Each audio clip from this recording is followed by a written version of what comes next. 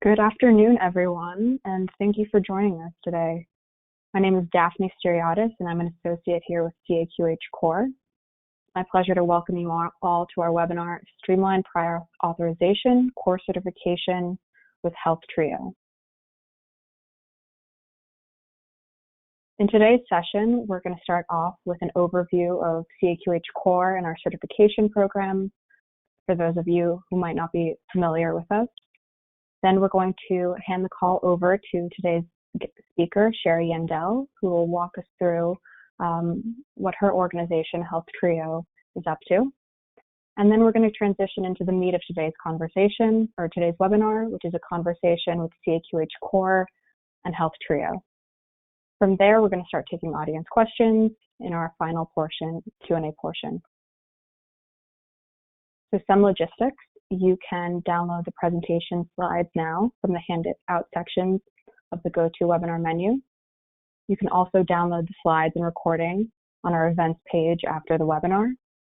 Additionally, a copy of the slides and webinar recording will be emailed to all attendees and registrants in the next couple business days. If at any point you have any technical difficulties or any questions that you would like our speakers to answer, be sure to submit those in the questions panel on the GoToWebinar dashboard. So with those housekeeping items over and done with, I'm going to pass the presentation to Adam Nichols, a Senior Associate with CAQH Core. Adam? Thank you, Daphne. Today I'd like to dive into the operating rules and really how they relate to the core certification program. Moving on to the next slide. Before I begin, I'd like to provide an overview of CAQH Core.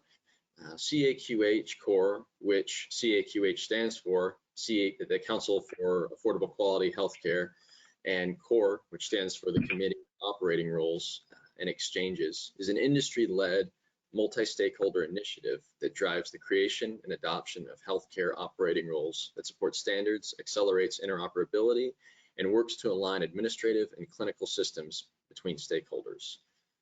CORE is designed by the Department of Health and Human Services as the national operating rule authoring entity for HIPAA-covered administrative transactions. We execute rule development through launching various work groups on priority topics identified by our members. Through the healthcare industry support of multi-stakeholders, CAQH Core develops business rules, also known as operating rules, to use electronic standards while remaining technology and standard agnostic. So looking at the next slide, really, what are the operating rules? Operating rules are used across the multitude of industries, ensuring a high volume of transactions can occur smoothly and reliably, such as in automated banking transactions and airline ticket bookings. The federally recognized CAQH Core operating rules are key to a more efficient healthcare system by specifying the business actions that health plans and vendors must follow. The rules help all parties, like healthcare providers, to share large quantities of administrative data quickly, cost efficiently, and accurately. The purpose of the operating rules is to build upon the transaction standards that impacts business interactions between providers and health plans, such as patient eligibility, prior authorizations, or claim payments. Operating rules help to define the roles and responsibilities and establish clear guidelines for each participant in the information exchange. The rules ensure that millions of transactions occur smoothly and easily each day. Next slide, please. So operating rules exist in a variety of different industries. We'll start with two here. In healthcare, the first set of operating rules that were published touched on the eligibility and benefit verification business process. Although the HIPAA-mandated X12 270-271 transaction supports the delivery of key coverage information, as such in and out of network status, deductible, and co-payment amounts, and coverage dates, those data elements are considered as optional and not required to be returned by health plans per the standard. CAQH Core has found, in order to improve and automate the communication of eligibility and benefit information certain optional data elements would need to be required to be returned by all health plans to add value to the information exchange.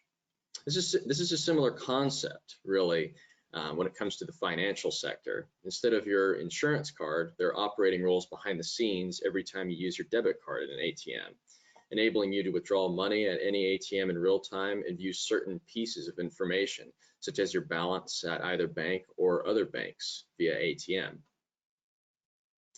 Looking at the next slide. So CAQH Core has been developing operating rules since 2005. And we have more than 120 organizations that engage with us on various topics to help build and implement business rules that streamline healthcare transactions across the revenue cycle. Organizations that participate in CAQH Core help various stakeholder types, including health plans, providers, vendors, clearinghouses, associations, and government entities. Next slide, please. So CAQH Core has published 8 various different transaction operating rule sets to date that help to improve the different components of the revenue cycle. The first 3 sets listed are federally mandated and required for adoption. When looking at the columns, there are several categories of operating rules. First would be the infrastructure relating to operating rules set requirements at the foundational level or initial interaction when the exchange of information occurs, such as system availability and response time.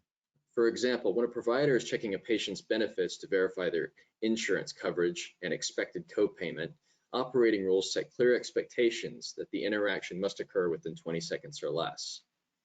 Secondly, the data content relating operating rules generally seek to further enhance the content specific to the transaction. For example, a data element may be optional as defined by a standard, may become required by an operating rule, as that information may be deemed essential to help automate and improve the workflow. And thirdly, the other category contains requirements that are not necessarily specific to the transaction itself, but assist with the electronic access to information that supports a uniform workflow, such as supporting standardized, safe, and secure connectivity methods to facilitate data exchange. So later today, we'll be focusing in on the published prior authorization operating rule categories, including connectivity. So looking at the next slide, and just as a high-level overview of core certification, as the operating rules are published, CAQH Core offers a certification and testing program to ensure that the industry has successfully implemented operating rules and associated standards as defined and required by regulation or trading partner agreements. A continuation of that would be on the next slide.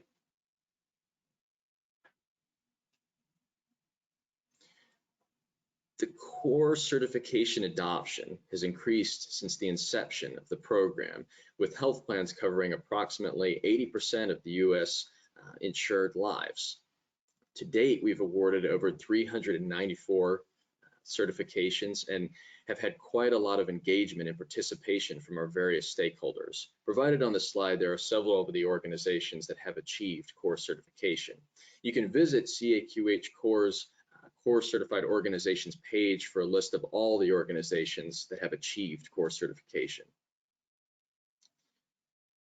So moving into the next slide here. So on this slide, I'd like to note that with the growing adoption of one of the latest operating rule sets, where prior authorization and referrals adoption has grown by 14%, health plans, vendors, and clearinghouses that you can see here are benefiting from this core certification implementation. Implementing the prior authorization operating rules ensures electronic prior authorization information is shared in an organized, trusted, and consistent way. And this improves the member matching, the provider matching, and error messaging. It also helps identify needed additional documentation to support a prior authorization request. And with that said, I'd like to hand the call over to Taha Anjarwala, Associate Director, CAQH Core. Thank you very much. Adam, thanks again for providing an overview of the core certification program and walking us through the benefits of the prior authorization operating rules. So over the next few slides, I'll be walking through each of the prior authorization operating rules in detail, and we'll be discussing the steps your organization can take to implement and certify your systems or products on these rule requirements. So when looking at the set of prior authorization operating rules, there are 4 rules that your organization will need to evaluate and consider for implementation. These are listed on the slide, and these rules really set the industry expectation for how the prior authorization transaction should be exchanged. I'll be walking through each of these in detail. So on the next slide, I'd like to start off with the prior authorization infrastructure rule. And this rule really aims to establish consistent infrastructure and national turnaround times for the HIPAA mandated X12 278 prior authorization and referral transaction. In examining these infrastructure requirements, there are 5 key components that I'd like to review. The first is the use of a standard companion guide template. This requirement really ensures that companion guides for the 278 transaction are organized into several simple sections and provide a common information fluent format. Moving on to the second, operating rules require that systems must be available no less than 86% of the calendar week and requires health plans to publish downtime schedules and notices. The third requirement pertains to ensuring that the 278 transaction is able to be delivered using an industry-supported connectivity method, and the transactions occur over secure channels. I'll be talking more about connectivity a little bit later in the presentation. So now looking at acknowledgements and processing mode requirements, once the health plan receives a prior authorization request, operating rules have established parameters and requiring health plans to acknowledge the receipt of the transaction. And for real-time interactions, acknowledgements need to occur in 20 seconds or less. And for batch transactions, those acknowledgements need to occur within 2 business days. So once all those key pieces of information are sent to support a prior authorization request, prior to the core operating rules, there were varying ways as to how long it should take for a health plan to make a final determination to certify that a prior authorization request. And now with the operating rules published and approved back in 2019, operating rules have established clear guidelines on this, and health plans must return a final determination within 2 business days after receipt of a completed prior authorization request from a provider. And if a provider doesn't respond to a pending request, a health plan has the ability to close out that prior authorization request after 15 business days. On the next slide, I'd like to now focus on the prior authorization data content rule, which really focuses on standardizing key components of the prior authorization process, closing gaps in the electronic data exchange to really move the industry towards a more fully automated adjudication of a prior authorization request. And these efficiencies really enable a shorter time to a final adjudication and really enact a more timely delivery of patient care. And these data content rule requirements lessen the burden of key prior authorization pain points through consistent patient identification and verification to reduce common errors and associated denials, health plan processing of the diagnosis, procedure, and revenue codes, followed by appropriate codes sent back to the provider to request additional documentation. And if the request has been pended for medical necessity information, these codes can be link codes or appropriate PWK codes. The next component is around the consistent use of AAA error codes and healthcare service decision reason codes to really explain errors and decisions of why prior authorization may be, why an error may occur. And lastly, the detection and display of codes and descriptions is another component of the data content rule to really help ease the burden of interpretation of provider staff on all the different codes and data content that could come back on the transaction. On the next slide, our third operating rule related to prior authorization is our web portal rule. And essentially the web portal rule is an interim strategy to help bring consistency to web portals given widespread adoption and use. Operating rules really, these rule requirements really help build a bridge to an aligning web portal usage within the X12 278 transaction and work to establish uniform frameworks to ease common web portal pain points. And these pain points include the pain points and requirements include the application of standard X12 data field labels to the prior authorization request and response on the web form. And this really reduces variation in the data elements to ease submission burden. And standardization also encourages solutions that minimize the need for providers to submit information through multiple portals. The next requirement is around the confirmation or receipt of prior authorization request sent through a web portal to really reduce manual follow-up. And lastly, the next requirement is around system availability, and the requirements here really are around including reporting of these requirements to submitters that really enable the help predictability for providers when web portals may be down or running and available for use. On the next slide, I'd like to now kind of talk about the fourth operating rule set related to prior authorization, which is around the core connectivity rule. And essentially, the connectivity rule addresses connectivity and security of how the X12278 should be exchanged between trading partners. Foremost, the connectivity rule really supports frameworks proposed in the CMS and ONC interoperability rules for modernized connectivity and security requirements that really guide data exchange. Next, the rule establishes a national safe harbor, meaning at a minimum, organizations must be able to support specifications as outlined in the connectivity rule, dependent on their role as a client or a receiver. And the most recent connectivity rule, version 4, supports the exchange of prior authorizations over SOAP-based web services and REST APIs. And further, the connectivity rule is really designed to support the exchange of both administrative and healthcare data, meaning it helps to facilitate the exchange of both prior authorization and attachment transactions. So when looking at implementation of the prior authorization rule set, I like to note that at a minimum, organizations must support connectivity rule version 3.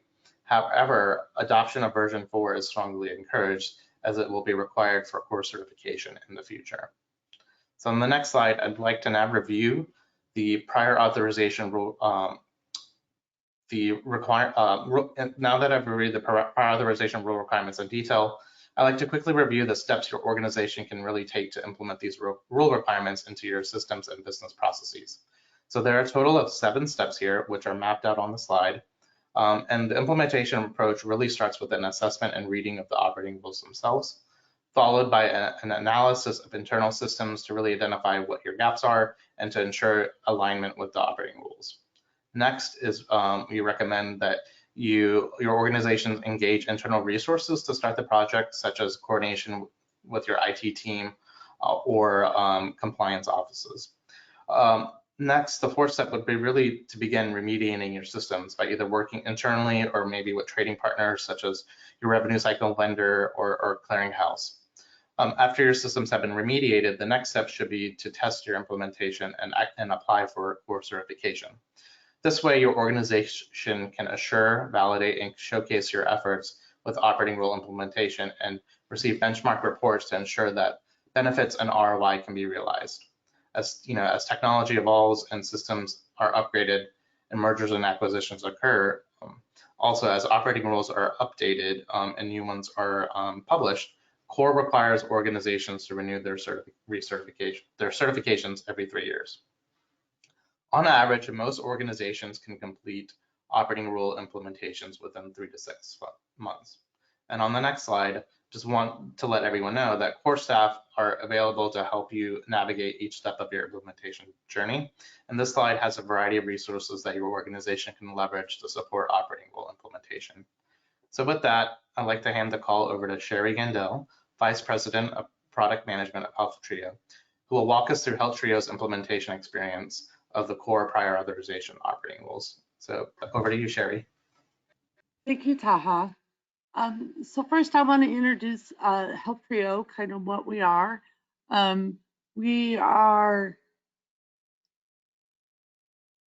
We provide digital engagement solutions that optimize self-service, value-based care, healthcare consumerism, and real-time data integration. So that's an important point when we start talking about prior authorizations in a digital solution. We work with any at-risk entity, so it could be a health plan, a TPA, an IDN, or any other types of facilities that have that risk-based. We have a platform for much of the functionality in our modules. We will be talking more about prior authorizations, but I wanted to introduce some of the other things that we work on. We are very big in the interoperability space. We have our secure platform, which has a personalization engine within it to make your members and providers have a unique experience based on what we know about them. We have care collaboration and a member profile 360, population health, including our authorizations and our scorecard, lots of self-service options for claims, benefits, appeals, grievances, member management, and provider management, as well as the consumerism of enrollment, care search, and care costs. On the next slide, I have presented some of the information about what we've done with CAQH Core. So we obviously have done the prior authorization certification, but our experience with CAQH Core goes back to the earlier operating rules, and we're certified for all of the ones listed. I'm not going to read each one, but it has given us a great deal of experience working with CAQH Core and the certification process, as well as a lot of information around the rules that we continue to have those conversations with the core team. Next slide.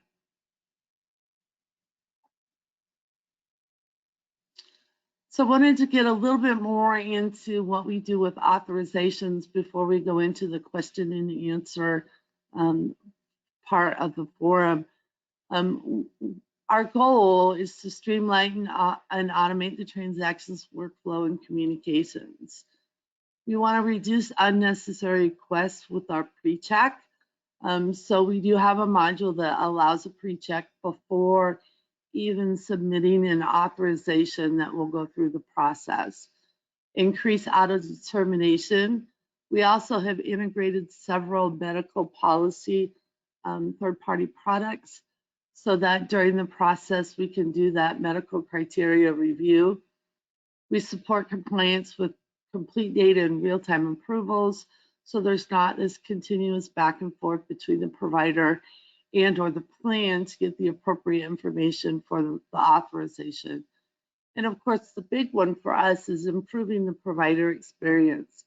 We have autofill forms, embedded patient info, quick searches for diagnoses and procedures, and feedback as they're going through the form to let them know that there are rules associated with the authorization that they're getting ready to submit, so that they can include, for example, attachments or the previous critical or the previous medical review. So back to you. Thank you, Sherry. So now we're going to have a few moments with Taha and Sherry. So Taha, you could turn on your camera so we can chat with you as well. My first question is for you, Taha. So if an organization is interested in core certification, what should they do next? Yeah, so definitely great question. So one of the first steps, and I think I kind of walked through the approaches for implementation. So one of the first steps is to really just get a good understanding and assessment of the operating rules. And once you have that good understanding, is to really then do a remediation efforts. And we have lots of different tools and resources available on our website. We provide gap analysis tools to really help you go. I really walk through the rule requirements at a really high level, but our those gap analysis tools, I would say, is one of the best starting points, going line by line each of the rule requirements and really understands, what the business impact may be, what maybe the technical implications and updates you may need to make, and maybe what are some of the stakeholder impacts of, you may need to reach out to other stakeholders external to your organization to make adjustments. So that would be to me the best starting point for of how do you go assess and implement operating rules. And highly recommend, Adam and I are more than happy to set up a one-on-one call just to kind of get you on board with the certification process, ask you, have the opportunity for organizations to engage with us, ask us questions, definitely good. That's also another good starting point of, just enter the certification, and we could tailor the conversation according to your needs. Great. So Sherry, I saw in one of your slides that you guys have definitely been very engaged with core certification on a lot of transactions, but why did you decide to pursue certification for prior authorization?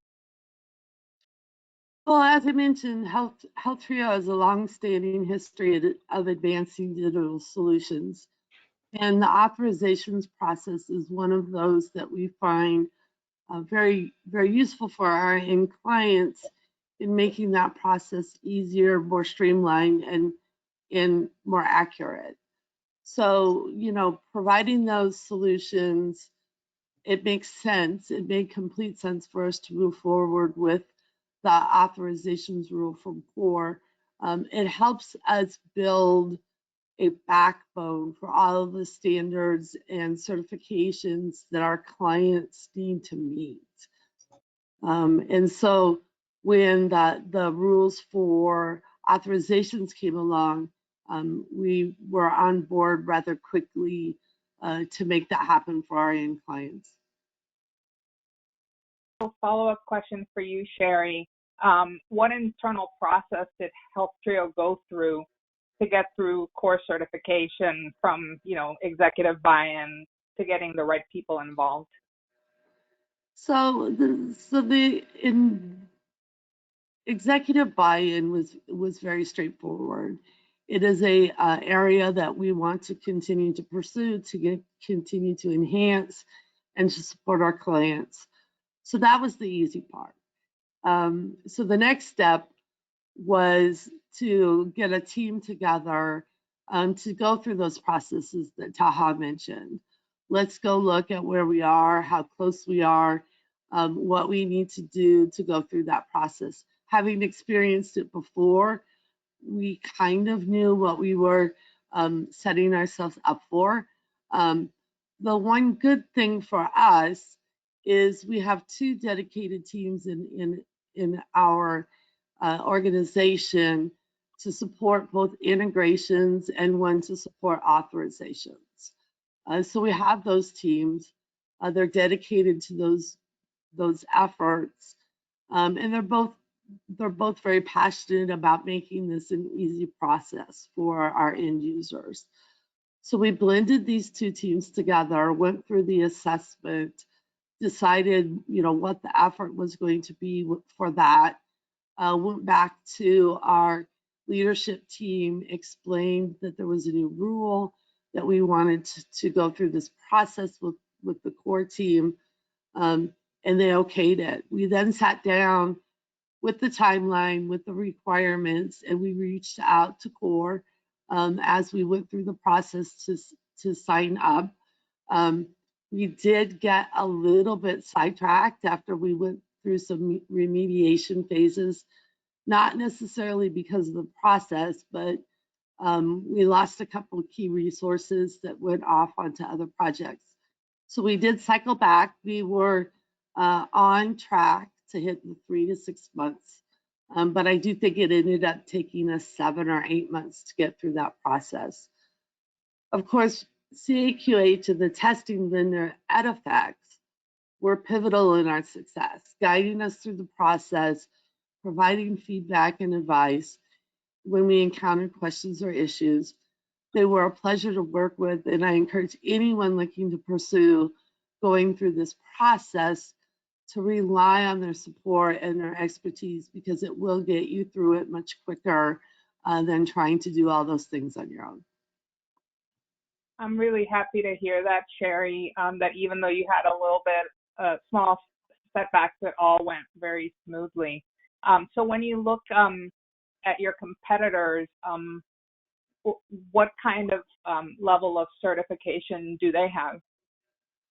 So I believe we're still the only vendor in our space that are certified for all of the transactions up through the authorization, or the transactions and processes up through authorizations. So we're unique in our space that we've done this to support our clients. So follow up for Taha. What are the potential cost savings for implementing the prior authorization operating rules? Do we provide any of that data? Yeah, it's a great question. So we do have data around kind of what the cost savings is for both implementation of the the prior authorization transaction as a standard, and also, have some initial case study measurements around implementation of the rules themselves. So according to the CAQH index, which is an annual report that CAQH releases every year that tracks industry adoption of electronic transactions and potential cost savings, we know that in I think the commercial market alone, there are at least 80 million prior authorizations submitted and responded to each year. And there are different methods, but I believe 35% of those are submitted manually, meaning phone, fax, and email, and 45% are submitted using partially automated methods such as a web portal, and 25% are really leveraging the standard transaction. And with all that said, as the industry can move towards a full adoption of those standard prior authorization transactions, we could probably see a cost savings around $417 million according to index. And not only with volume and cost, switching from manual methods to electronic prior authorizations can also offer a cost savings in terms of time. So looking at an average time savings of 12 minutes per transaction. So additionally, in looking at terms of cost savings of operating rule implementations themselves, CAQH Core actually has a pilot and measurement program that really works with industry partners to measure operating rule impact.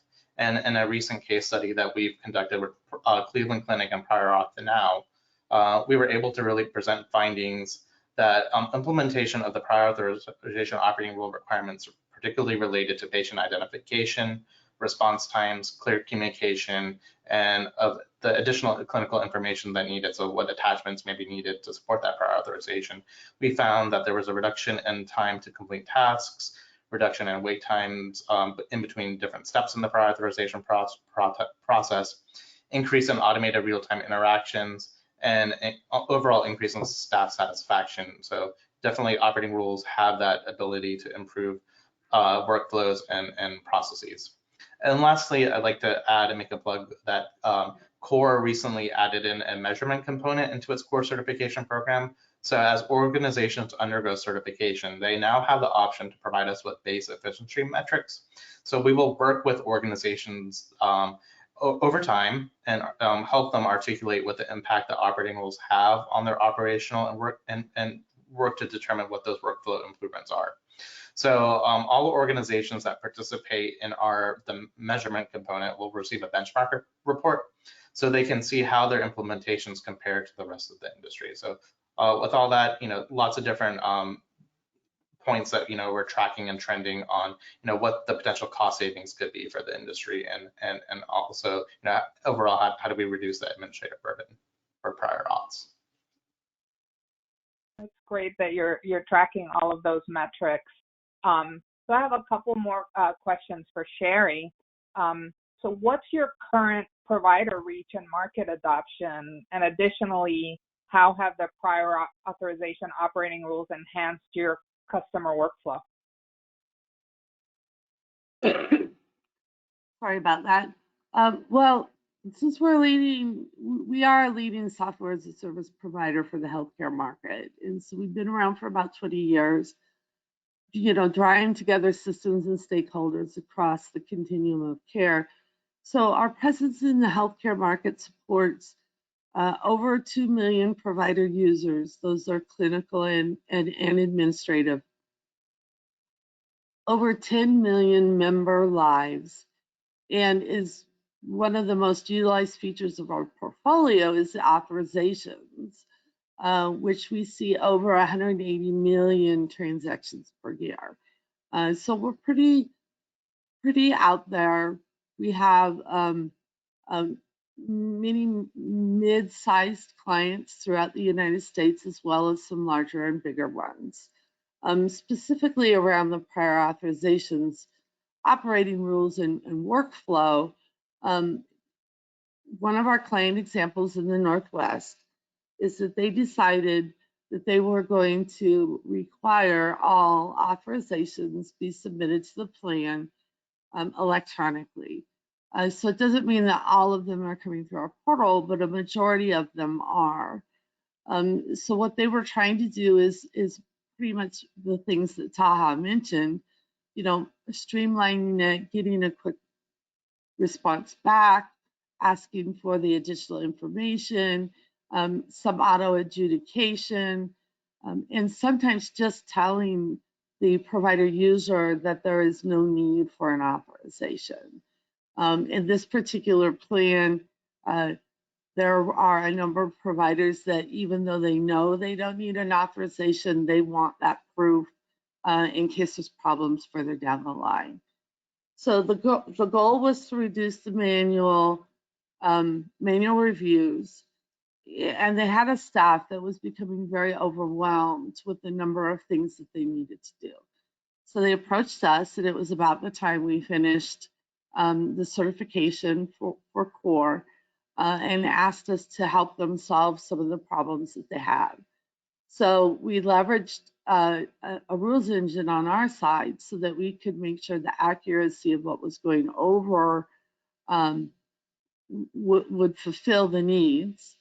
We built a number of rules around diagnoses, procedures, lanes of business, specialties of providers. Some are even around specific providers because they were problem children, or that they needed different rule sets for them. We included member history and required documentation. So they have over 60 rules to find that help us build that authorization that eventually goes over to the other side. The other thing that we did for them is we added dental, which was a new authorization module within our product because we were seeing large number of dental authorizations since the addition of dental to many plans, and those were very paper or or faxes. So we wanted to bring them into the real-time authorization process. So we did some measurements afterwards, and in an average 8 weeks prior to this event that we did with them, they were getting maybe 100 authorizations through our portal weekly, and that was a busy week. Since we implemented this, we have over 500 per week, and that was last measured about 6 months ago. I expect that it's bigger because they brought on another group. But the interesting part about that is over 50 of them, close to 75, we responded with no authorization needed. So that helped streamline. Nobody had to go over there, look at them and do a manual review, communicate back. We immediately communicate to the end user that they're done, they're good to go. About 150 to 200 of those were auto approved. They met all the rules. We had all the information that we need to do that, and they were auto approved. They saw that within seconds coming back to their system. And as I mentioned, we added dental. Dental is a little bit more complicated. We don't get as many auto approvals. We do get quite a few of no authorizations required. At the end of it, the clients, and especially the people who were processing the authorizations, were completely overjoyed at the accuracy of what they were getting, the timeliness in which they were getting it.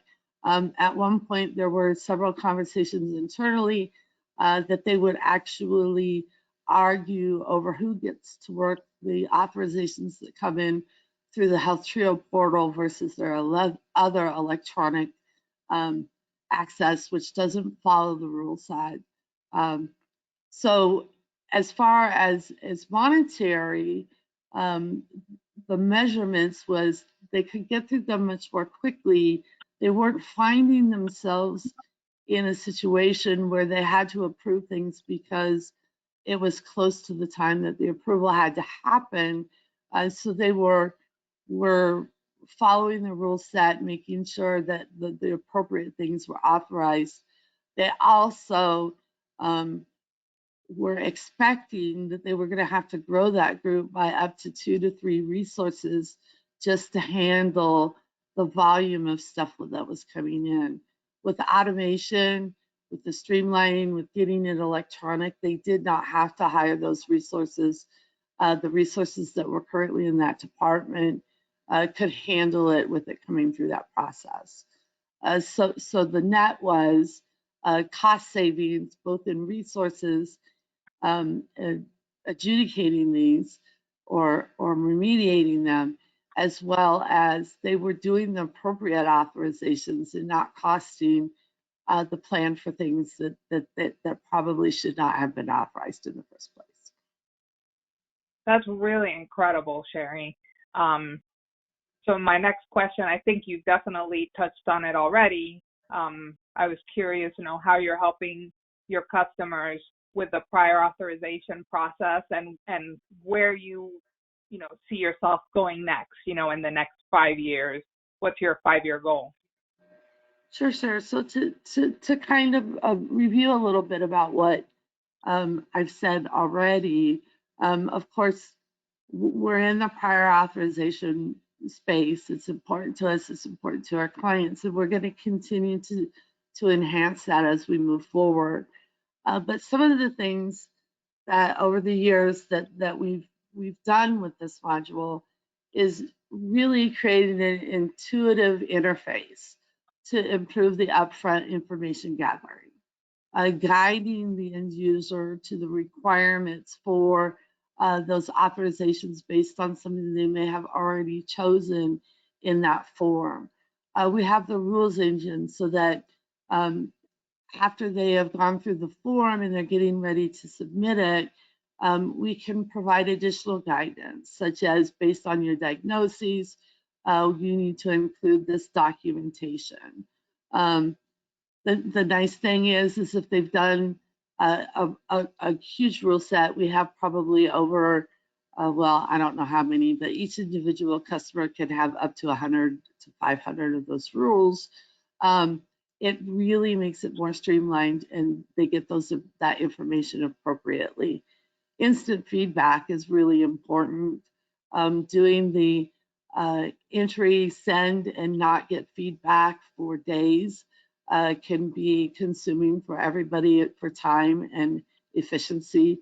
So we provide that instant feedback, let them know that it is, auto approved or pending, for medical review, or any of those codes that may come back from the system that we send it to. It provides really great tracking for both the provider and the health plan. They don't have to dig through faxes to see if they got approval or if they got something back. It's online, it's right there, and they can have a conversation with the health plan and the provider. One thing that has been a big boon as well is the integrated medical criteria evaluation that we've introduced. It allows the end user to answer those questions that are going to be required for medical review. And sometimes those answers are sufficient to go ahead and auto approve. Many times they're not, but that information is there. We can attach it to the authorization as we send it to the health plan so that there's not a duplicative medical review, but they have that information that the provider already submitted. Pre-op check is a big one. especially for the providers who just want to double check to make sure the rules haven't changed. We do have some plans that pre-check changes monthly on the things that don't need approval. So we have that opportunity to provide that extra step for our providers. We have a quick dashboard so that they can go in and get that. And then one of the things that we've added recently is a template. So a templating system. So if you have a provider that creates authorizations for the same thing over and over again, or to a particular provider or servicing provider, they can create a template that they can quickly grab and not have to go through the entire process. Of course, they have to put the appropriate patient and diagnosis codes, but the servicing information is already there. So our 5-year goal obviously is to continue building, stay up with the regulations that are coming out through CMS. There are a number out there now, any state and local regulations as well, but to provide some innovation. So one of the current initiatives we have is we're co-developing a platform that uses artificial intelligence technologies. And through the use of the advanced machine learning technologies and artificial intelligence, we're providing an innovative, intuitive initiative, or innovate, too many I's in that sentence, innovated a solution to improve and simplify the process, advancing quality of care, guiding the user, and allowing the health plan to have control over what kinds of things go through that, and finding particular areas that they need that guidance to get the appropriate authorizations and care for the client. Thank you, Sherry. And I have a similar question for Taha. I know that, one of recertification's programs' chief intents is to continuously evaluate operating rules to make sure that they're meeting, industry needs. So what sort of updates to the prior authorization operating rules do you foresee in the next, 3 to 5 years? So, and to kind of touch on kind of what some of the points that Sherry just mentioned, is that CORE is really currently working on, what do you do if that prior authorization is pended, and how do you then now exchange those attachments that you may need to support that prior authorization. So, we're currently working on developing operating rules to really address that barrier with that attachment component. The exchange of medical documentation, which is often needed to support a prior authorization request. And the goal of our prior authorization attachment rules are really to ensure that the industry is aligned on the standards, the infrastructure components, connectivity, and the data content that may be needed to bridge a more automated future of the intersection and integration of clinical and administrative data sharing. And hopefully we'll have those attachment rules, they're currently in draft and hopefully ready, depending on approval processes, ready for industry sometime next year. And additionally, CORE is also looking at opportunities to update some of its infrastructure rule requirements. And this will really have an impact on some of our prior authorization rules, really to help improve the overall process. So for example, some of the processing times that I discussed when I reviewed the requirements may be updated to ensure, there's faster turnaround times, so that way providers are getting notified a lot quicker.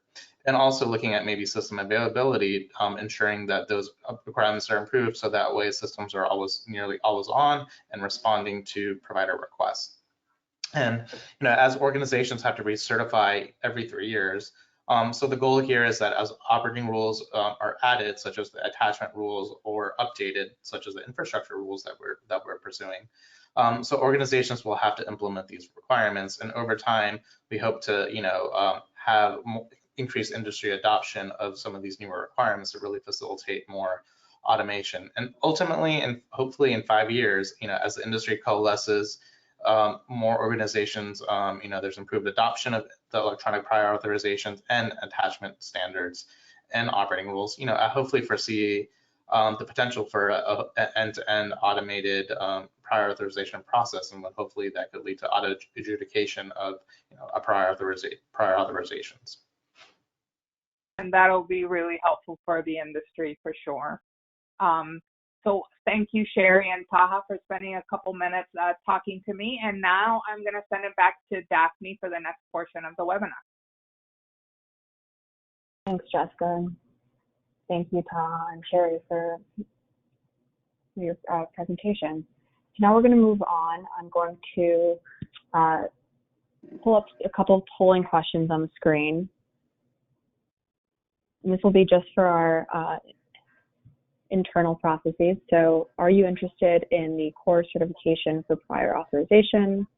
Yes, unsure, no. I'll give that a couple more seconds. Our team will follow up with you all.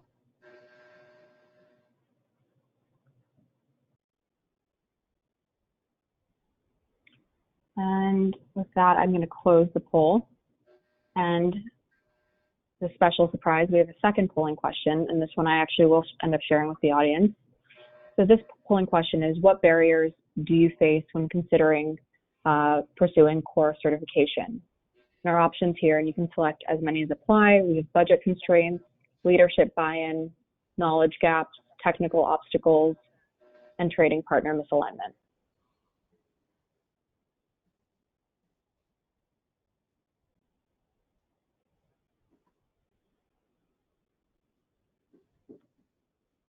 So I'm going to close this poll as well and share it with the audience.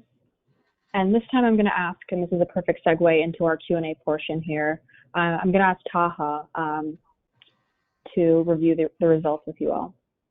Yeah, so it looks like looking at the polling results, about 57% of the audience indicated that budget constraints and leadership buy-in are significant barriers for pursuing core certification, followed by about 50% in knowledge gaps, 34% in technical obstacles, and 29% in trading partner misalignment. So kind of looking at kind of those top three barriers.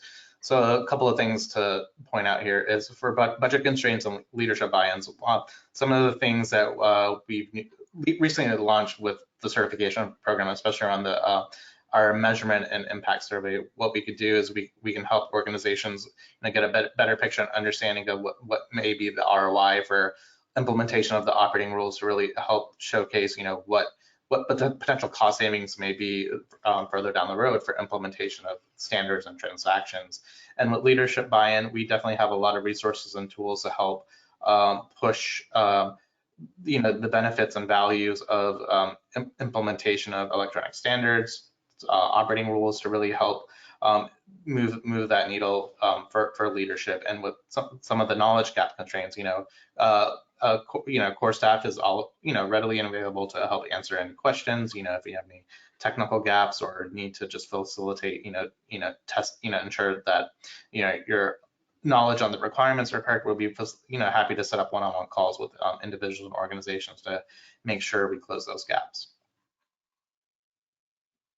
On the topic of budget constraints, we actually did get a question about the cost of core certification. Can you walk us through that?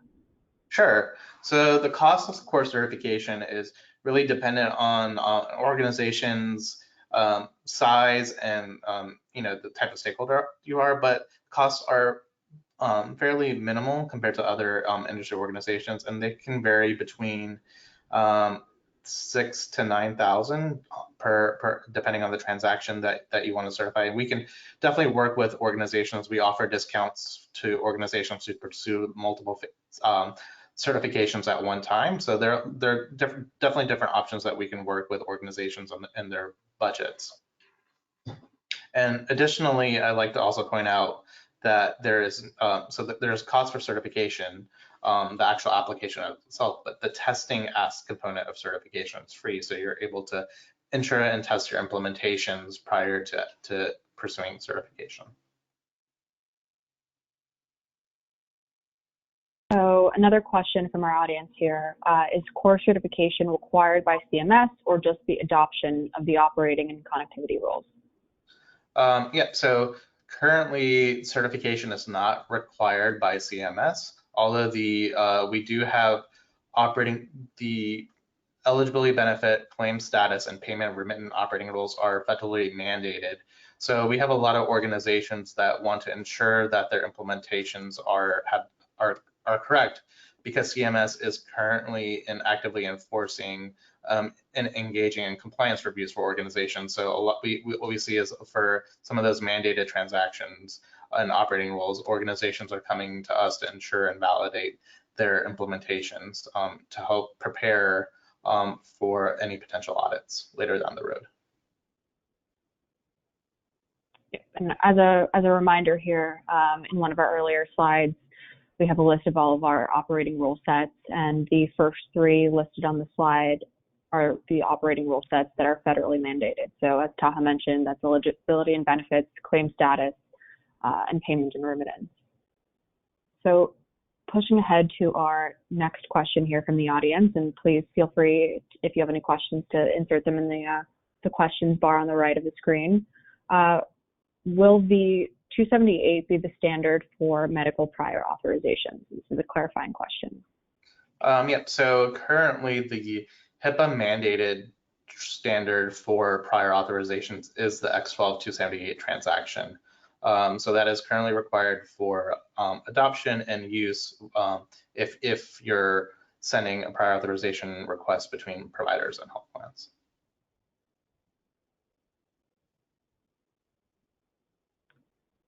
And as a quick plug here, we've developed a provider toolkit on the 278, and that's available on our website. And it has various resources for those for providers who have any questions on what the 278 is and how to contact their vendors and their health plans. So I'm going to push ahead, and if any other questions trickle in the last couple of minutes we have together, we'll follow up with you all. But we do have a few upcoming education sessions and events. We have our quarterly town hall on September 14th. On October 7th, we'll have me collaborating with NACHA. And earlier this year, we had a webinar on healthcare payments, and this is the second installment of that, where we'll be discussing how operating rules can improve dental practice financials. And then finally, on October 14th, we have the second installment, a webinar on our prior authorization initiative. So in this webinar, we'll be discussing Cleveland Clinic's experience with prior authorization automation, and it'll feature speakers from Cleveland Clinic and Prior Auth Now, as well as from our team. Finally, I wanted to end with a plug for course participation. So all of these operating rules that we've discussed today, they're the product of the work of our participating organizations who've been really working to drive the industry forward. So if you are interested in core certification, core participation, you can contact us at core@caqh.org, and we're happy to speak with you about any initiatives that you're interested in. So with that, I want to first thank you all for joining us, and then of course thank our fantastic speakers, Taha, Sherry, and Adam, for their informative presentations. And I hope you all have a nice day. Have a good day, everyone. Thank you for having me. Bye, Sherry. Thank you.